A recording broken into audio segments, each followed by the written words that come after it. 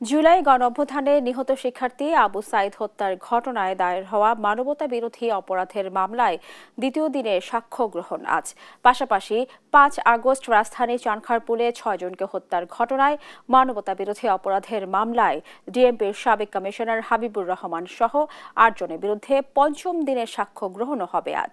আন্তর্জাতিক অপরাধ ট্রাইব্যুনাল ২ এর চেয়ারম্যান বিচারপতি নজরুল ইসলাম চৌধুরীর নেতৃত্বাধীন বিচারিক প্যানেলে আবু সাঈদ হত্যার ঘটনায় দায়ের হওয়া মানবতাবিরোধী অপরাধের মামলায় সাক্ষ্য গ্রহণের জন্য আজকের দিন ধার্য রয়েছে।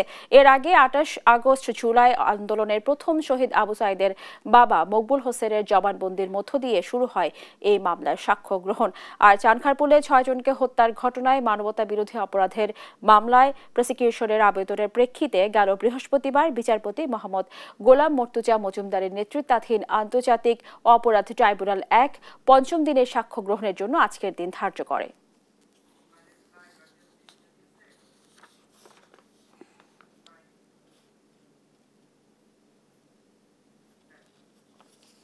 দর্শক, আন্তর্জাতিক অপরাধ ট্রাইব্যুনালে আছেন সহকর্মী সাবরিনা মজুমদার, সরাসরি যুক্ত হচ্ছেন তিনি।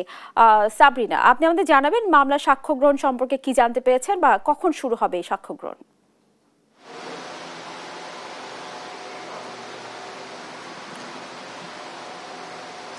স্নেহা, আজ জুলাইয়ের যে রংপুরের যে আবু সাঈদ, যার মাধ্যমে আসলে জুলাই আন্দোলনের যে গতির যে প্রেক্ষাপট সেটি আসলে পরিবর্তন হয়ে যায় পরবর্তীতে এক দফা আন্দোলনে যেটি রূপ নেয়, সেই যে রংপুরের আবু সাঈদ তার আজকে দ্বিতীয় দিনের সাক্ষ্য গ্রহণ আজ। এবং এর আগে যেটি বলতে চাই যে ২৮ আগস্ট কিন্তু রংপুরের যে আবু সাঈদের বাবা আসলে এখানে নিজে এসে আসলে জবানবন্দি দিয়েছেন, তিনি সাক্ষ্য গ্রহণে ছিলেন এবং তিনি জানিয়েছেন যে আবু সাঈদ যখন মারা যায় তখন আসলে কি ঘটনাবলী যে ঘটে সেগুলো প্রেক্ষাপট আসলে তুলে ধরেছেন।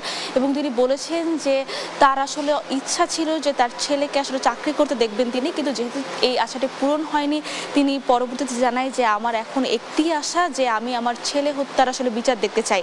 তো এরপরে আসলে যে সাংবাদিক, অর্থাৎ একজন সাংবাদিক ছিলেন যিনি এই যে জুলাই আগস্ট এনটিভির যে বিশেষ প্রতিনিধি ছিলেন, সেখানে তিনি যেহেতু এই চিত্র ধারণ করেছিলেন আবু সাঈদের, তিনি এসে সাক্ষ্য দিয়েছিলেন এবং আজকে কিন্তু এই সাক্ষ্য গ্রহণের জেরা দিয়ে শুরু হবে। এছাড়াও চানখারপুল মামলার কিন্তু আজকে পঞ্চম দিনের সাক্ষ্য গ্রহণ এবং এই সাক্ষ্য গ্রহণে আসলে যেহেতু চিকিৎসকরা এই কয়েকদিন ধরে আসছেন, আজকেও আসলে প্রসিকিউশন জানিয়েছেন যে আজকেও চিকিৎসক এবং জুলাই শহীদের যে পরিবার এবং জুলাই আহত তারা এসে আসলে চানখারপুল মামলার সাক্ষ্য দিবে।